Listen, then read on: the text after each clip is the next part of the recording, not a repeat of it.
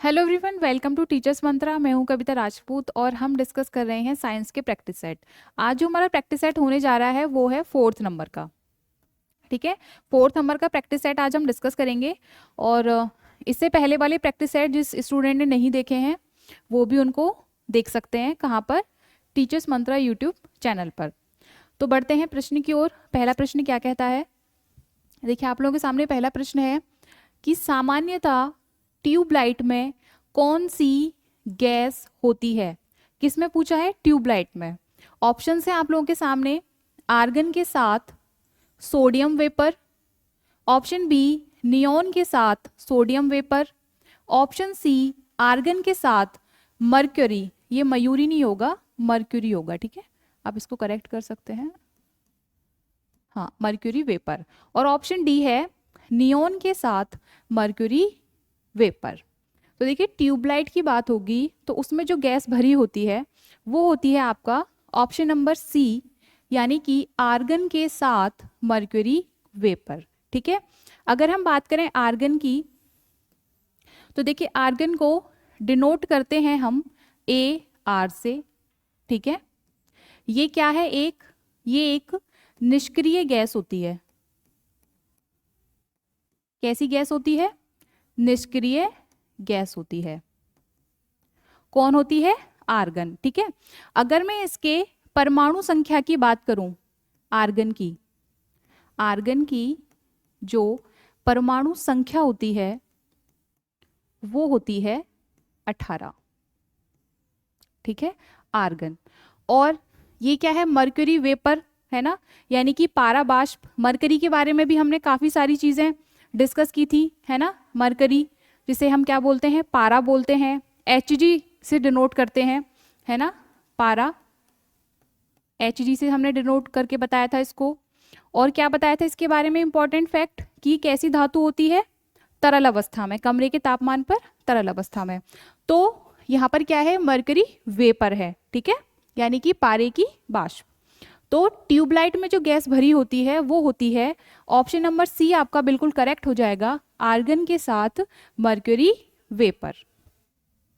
बढ़ते हैं अगले प्रश्न की ओर। अगला प्रश्न क्या कहता है कि वायुमंडल के ऊपरी भाग में ओजोन परत, यानी कि ओजोन लेयर, हमारी रक्षा किससे करती है?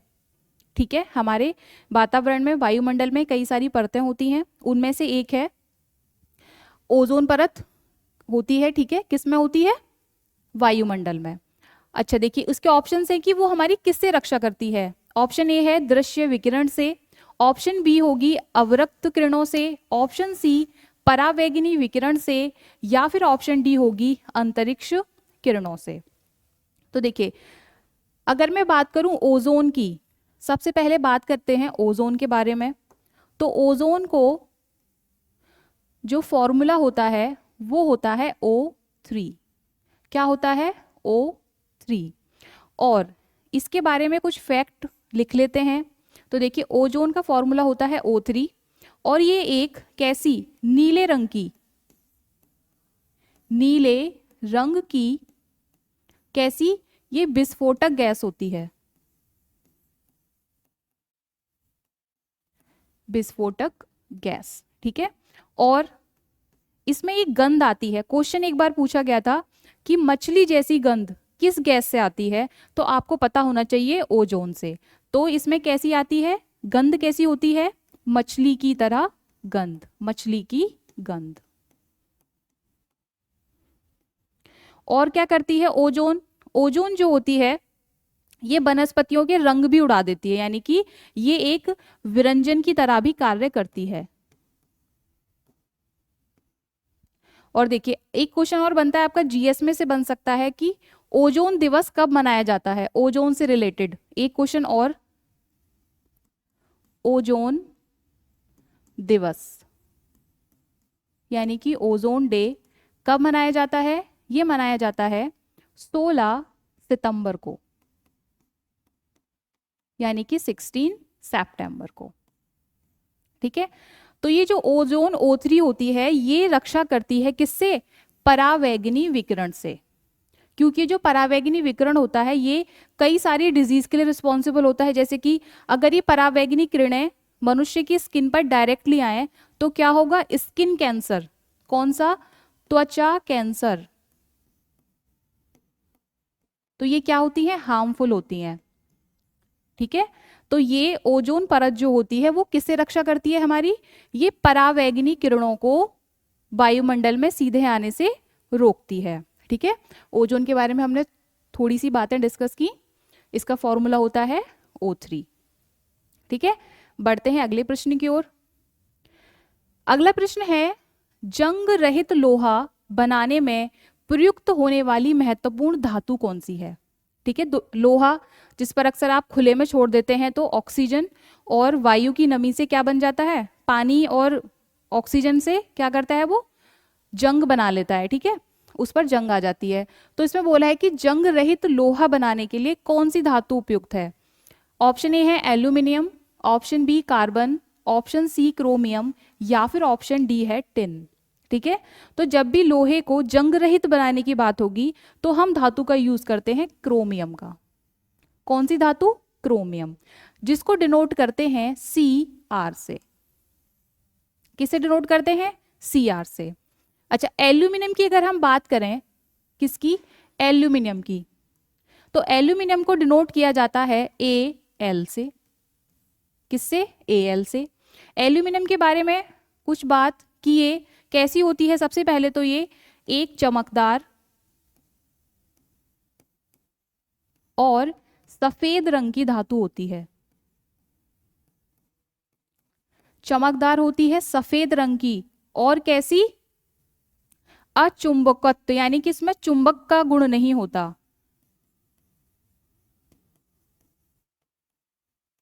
यानी कि नॉन मैग्नेटिक, नॉन मैग्नेटिक। ठीक है, एल्यूमिनियम। और आपने पढ़ा होगा एक चीज और, जो भूपर्पटी जिसे बोला जाता है, यानी कि अर्थ क्रस्ट जिसे बोला जाता है, अर्थ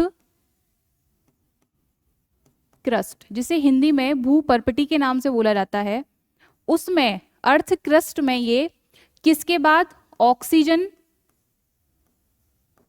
और सिलिका,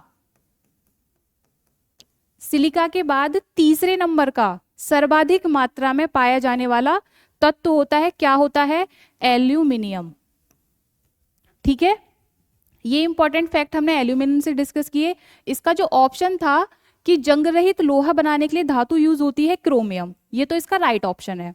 ठीक है, अब हम और ऑप्शन के ऊपर डिस्कस कर रहे हैं। तो अगर मैं बात करूं सबसे पहले ऑप्शन एल्यूमिनियम की, तो इसे Al से डिनोट किया जाता है। ये एक चमकदार और सफेद रंग की अचुंबकत्व यानी कि नॉन मैग्नेटिक तत्व होता है, मेटल है।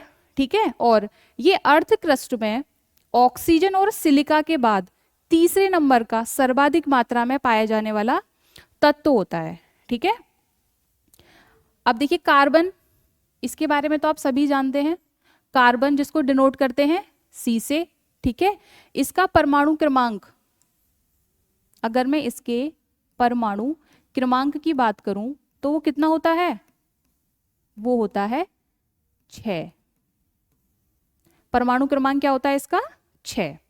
अच्छा, ये टिन, टिन को किससे रिप्रेजेंट करते हैं, टिन को रिप्रेजेंट करते हैं Sn से। किससे, Sn से इसका सिंबल होता है। अच्छा, एक क्वेश्चन है इससे इंपॉर्टेंट, अगर हम तांबा के साथ टिन को मिला दें तो बनता है कौन सी, कांसा, कांसा धातु।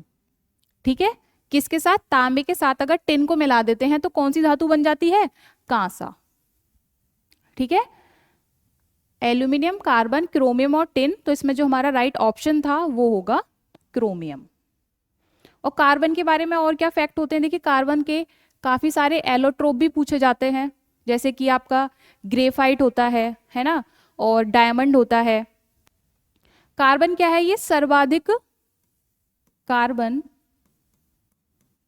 सर्वाधिक यौगिक वाला तत्व होता है।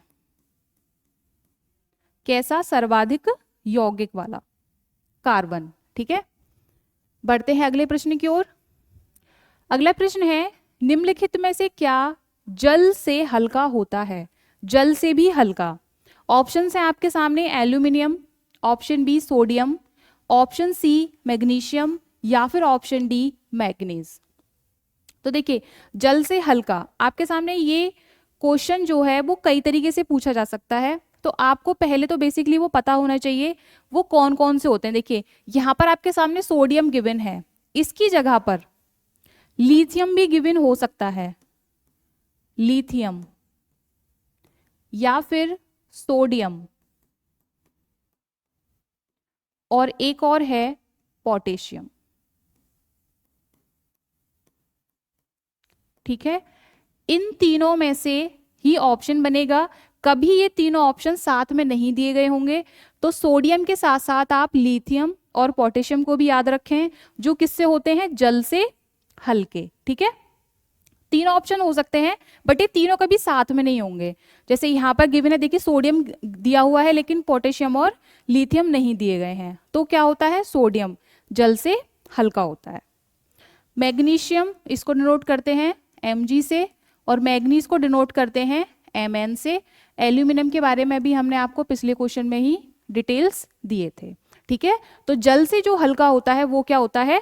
सोडियम, यानी कि ऑप्शन नंबर बी।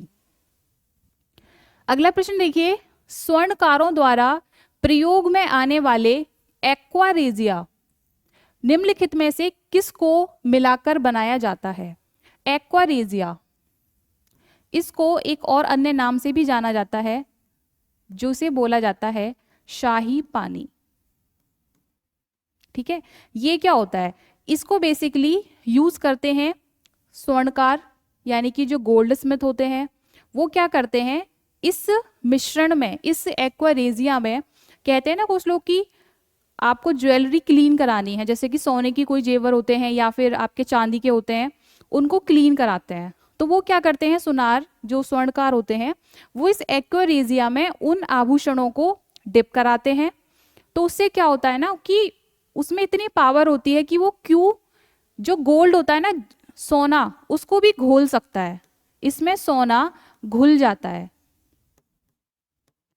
तो वो क्या करते हैं, उस जेवर की या उस आभूषण की जो लेयर होती है उसको उसी में रह जाता है वो। ठीक है, तो उससे क्या हो जाता है, हमें लगता है कि आभूषण जो है साफ हो गया है, लेकिन वो साफ हो तो जाता है, लेकिन उसकी जो लेयर होती है ना, वो उसी एक्वेरिजिया में रह जाती है। तो ये एक्वेरिजिया जो होता है, जिसे शाही पानी बोला जाता है, इसमें सोना भी घुल सकता है। आपसे क्वेश्चन में पूछा जाएगा ये एक्वेरिजिया जो होता है किस किस का मिश्रण होता है। तो आपके सामने है ऑप्शन ए, नाइट्रिक अम्ल और सल्फ्यूरिक अम्ल का मिश्रण होता है। ऑप्शन बी, नाइट्रिक अम्ल और हाइड्रोक्लोरिक अम्ल का मिश्रण होता है। या फिर ये सल्फ्यूरिक अम्ल और हाइड्रोक्लोरिक अम्ल का मिश्रण है। या फिर सिट्रिक अम्ल और बेंजोइक अम्ल का मिश्रण है। तो एक्वेरिजिया की जब भी बात होगी तो इसका ऑप्शन नंबर बी बिल्कुल करेक्ट होगा, नाइट्रिक अम्ल और हाइड्रोक्लोरिक अम्ल। नाइट्रिक अम्ल की मैं बात करूं अगर, तो ये होता है HNO3, और हाइड्रोक्लोरिक अम्ल होता है आपका HCl।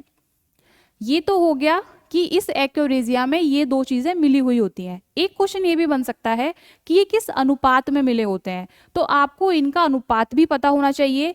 HCl जो होता है ये होता है 3 के अनुपात में, और नाइट्रिक अम्ल यानी HNO3 ये होता है 1 के अनुपात में, यानी कि इनका जो रेशियो बनता है वो बनता है 1:3। अब आपको ये क्लियर याद होना चाहिए कि HCl का अनुपात था 3 और नाइट्रिक अम्ल का अनुपात था 1। मे बी वो क्वेश्चन में इनकी जगह को इंटरचेंज कर दे, तो आप लोग रेशियो गलत ना करें। ठीक है, तो HNO3 और हाइड्रोक्लोरिक का रेशियो क्या होगा, 1:3। इन दोनों के मिलने से क्या बनता है आपका एक्वारेजिया, जिसे शाही पानी के नाम से भी जाना जाता है। बढ़ते हैं अगले प्रश्न की ओर। देखिए, पादप कोशिका जंतु कोशिका से किस प्रकार भिन्न होती है?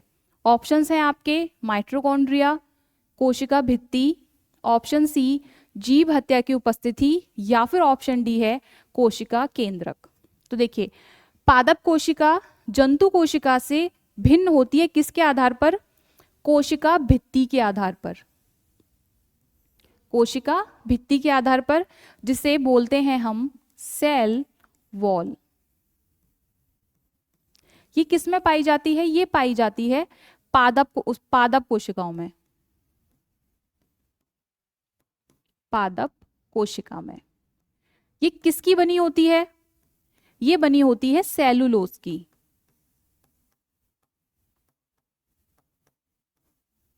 ठीक है, इसका काम क्या होता है? इसका काम होता है पादपों को सुरक्षा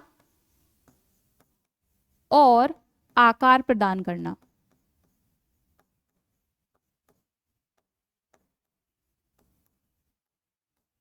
क्या काम होता है इसका?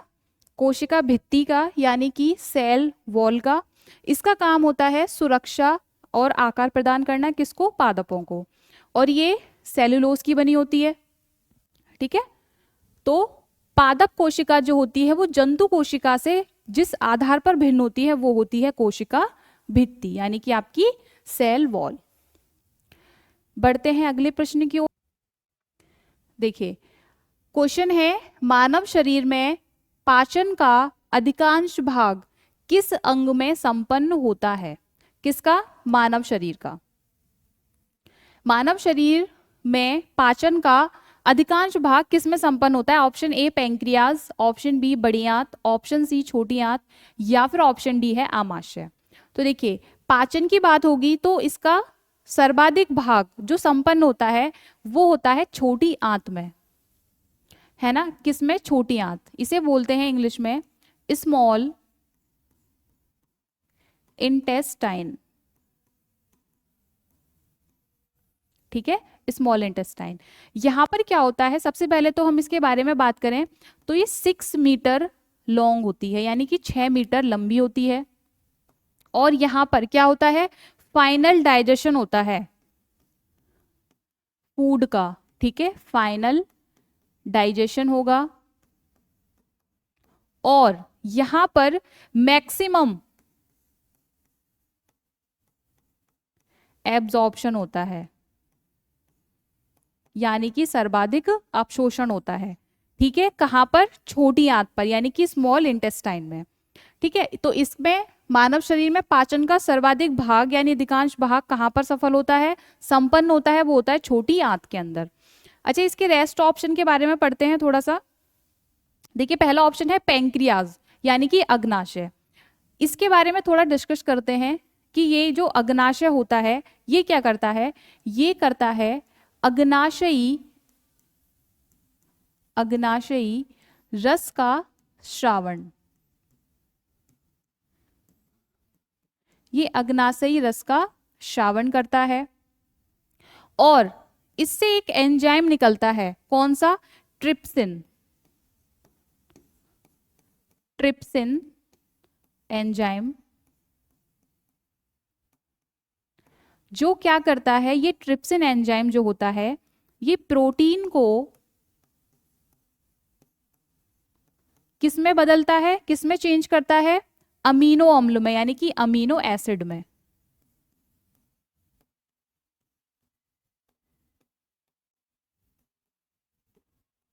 ठीक है, अमीनो अम्ल में परिवर्तित कर देता है। कौन? पैंक्रियाज। अगर हम बात करें बड़ी आंत की, ये देखिए बड़ी आंत यानी कि इसको हम बोलते हैं लार्ज इंटेस्टाइन। ठीक है, बड़ी आंत। अगर मैं इसकी मेजरमेंट की बात करूं, ठीक है, तो ये कितनी होती है? तो देखिए ये 5 फीट लंबी होती है और 2.5 इंच यानी 2.5 इंच ये चौड़ी होती है। और यहां से यानी कि बड़ी आंत से कोई भी एंजाइम स्रावित नहीं होता, कोई भी एंजाइम स्रावित नहीं होता है। और यहां पर क्या काम होता है? जो बिना पचा हुआ भोजन होता है ना, जो भोजन पच नहीं पाता, यानी कि बिना पचा हुआ भोजन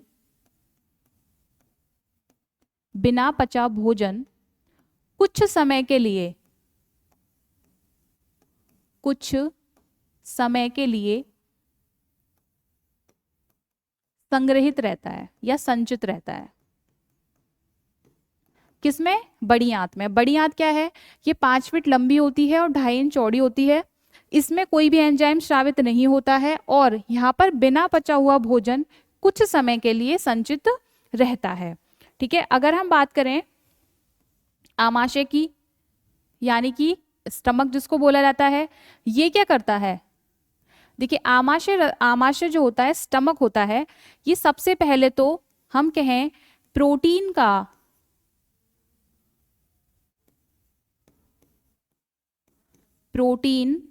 पाचन का प्रथम स्थान होता है। देखिए खाना जब खाया जाता है तो पचने का सिस्टम जो होता है, वो शुरू होती है जो प्रक्रिया, वो कहाँ से स्टार्ट हो जाती है? अगर पूरे डाइजेशन की बात करें तो वो मुंह से स्टार्ट हो जाती है, यानी कि माउथ से स्टार्ट होती है। प्रोटीन पाचन का ये प्रथम स्थान होता है, यानी कि आमाशय। और इसकी जो दीवारें होती हैं, स्टमक में कुछ भीतरी दीवारें होती हैं, उन पर कुछ ग्रंथियां पाई जाती हैं जिन्हें बोलते हैं जठर ग्रंथियां। जठर ग्रंथियां, जिनसे स्रावित होता है जठर रस। कौन सा रस? जठर रस। अगर मैं जठर रस के पीएच वैल्यू की मान की बात करूं, यानी कि इसका पीएच जो होता है वो होता है 1.8। पीएच क्या होता है? Power of hydrogen. ठीक है, तो ये पीएच इसका होता है 1.8। और ये जो जठर रस है, ये काफी सारे एंजाइम स्रावित करता है, जैसे कि अगर मैं इसके एंजाइम की बात करूं तो वो कौन कौन से हो सकते हैं? देखिए ट्रिप्सिन, रेनिन, ठीक है, HCl, और एक होता है म्यूकस। ठीक है, तो ये सब कौन करता है? आमाशय। प्रोटीन के पाचन का प्रथम स्थान होता है आमाशय, और इसकी जो भीतरी दीवारें होती हैं वहां पर कुछ ग्रंथियां पाई जाती हैं जिन्हें जठर ग्रंथियां कहते हैं, जो जठर रस का श्रावण करती हैं, जिसका पीएच वैल्यू होता है 1.8। बढ़ते हैं अगले प्रश्न की ओर। अच्छा, इसका जो ऑप्शन था वो हो गया शरीर में पाचन का अधिकांश भाग, ऑप्शन नंबर सी, यानी कि छोटी आंत, क्योंकि यहां पर क्या हो जाता है? फाइनल डाइजेशन हो जाता है। देखिए हरे पौधों में प्रकाश संश्लेषण की क्रिया में क्या होता है? ऑप्शन ए है वो नाइट्रोजन लेते हैं और ऑक्सीजन छोड़ते हैं। ऑप्शन बी कार्बन डाइऑक्साइड लेते हैं और ऑक्सीजन छोड़ते हैं। ऑप्शन सी ऑक्सीजन लेते हैं और कार्बन डाइऑक्साइड छोड़ते हैं। या फिर ऑप्शन डी ऑक्सीजन लेना और नाइट्रोजन छोड़ना। देखिए प्रकाश संश्लेषण यानी कि फोटोसिंथेसिस की प्रोसेस, फोटोसिंथेसिस, इसमें क्या होता है बेसिकली कि जो पौधे होते हैं, ठीक है, अपनी जड़ों से तो जल को इकट्ठा करते हैं और वातावरण से लेते हैं गैस, जैसे कि कार्बन डाइऑक्साइड, और उनकी पत्तियों में जो पाया जाता है क्लोरोफिल, उसका इंपॉर्टेंट रोल होता है, और सूर्य से लेते हैं सूरज की रोशनी यानी सूर्य का प्रकाश। इन सब को लेने के बाद वो क्या प्रक्रिया करते हैं? प्रकाश संश्लेषण की प्रक्रिया। इसमें क्या होता है? पौधे क्या करते हैं? अपने भोजन का निर्माण करते हैं। तो ये कार्बन डाइऑक्साइड लेते हैं और ऑक्सीजन छोड़ते हैं। तो इसका जो राइट ऑप्शन होगा वो होगा ऑप्शन नंबर बी, यानी कि कार्बन डाइऑक्साइड लेंगे और ऑक्सीजन को छोड़ते हैं। कौन? पौधे। किसमें? प्रकाश संश्लेषण की प्रक्रिया में। प्रकाश संश्लेषण यानी फोटोसिंथेसिस प्रोसेस में क्या होता है? पौधे सूर्य की उपस्थिति में क्या बनाते हैं? अपना भोजन। बढ़ते हैं अगले प्रश्न की ओर, जो कि लास्ट प्रश्न है। एलिसा परीक्षण किया जाता है ऑप्शन ए एड्स पहचानने के लिए, ऑप्शन बी क्षय रोग की पहचान करने के लिए, ऑप्शन सी मधुमेह की पहचान करने के लिए, या फिर ऑप्शन डी टाइफाइड की पहचान करने के लिए। ठीक है, तो ये जो एलिसा परीक्षण होता है ये किया जाता है एड्स पहचानने के लिए, यानी कि ऑप्शन नंबर ए। अब आपको इनकी फुल फॉर्म भी पता होनी चाहिए, क्वेश्चन पूछा जा सकता है। तो एलिसा यानी कि इसकी फुल फॉर्म की मैं बात करूं तो इसकी फुल फॉर्म होती है एंजाइम लिंक्ड इम्यूनो सॉर्बेंट ऐसे। किसकी? इस परीक्षण की, एलिसा। ठीक है, एंजाइम लिंक्ड इम्यूनो सॉर्बेंट ऐसे। अगर हम बात करें एड्स, जैसे कि अभी आपने यहां पर देखा, एड्स क्या है? ये एक रोग है जो किससे फैलता है? HIV वायरस से फैलता है। तो आपको इसकी भी फुल फॉर्म पता होनी चाहिए। एड्स की फुल फॉर्म होती है एक्वायर्ड इम्यूनो डेफिशिएंसी सिंड्रोम। ये आपको इनकी फुल फॉर्म वगैरह पता होनी चाहिए, क्वेश्चन ऐसे भी पूछ लिया जाता है। ठीक है, और ये किससे फैलता है एड्स रोग? वो फैलता है HIV वायरस से, HIV वायरस से।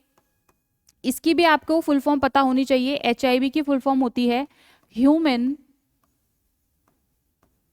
Immuno deficiency virus.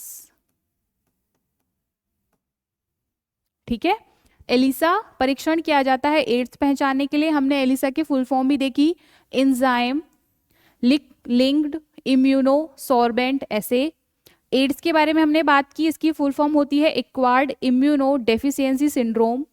और HIV वायरस यानी कि ह्यूमन इम्यूनो डेफिशिएंसी वायरस। ठीक है, तो ये परीक्षण किया जाता है एड्स पहचानने के लिए। ठीक है, आज की क्लास में इतना ही। मिलते हैं अगली क्लास में कुछ और क्वेश्चंस के साथ, उनके बारे में भी डिस्कशन करेंगे। ठीक है, तो थैंक यू।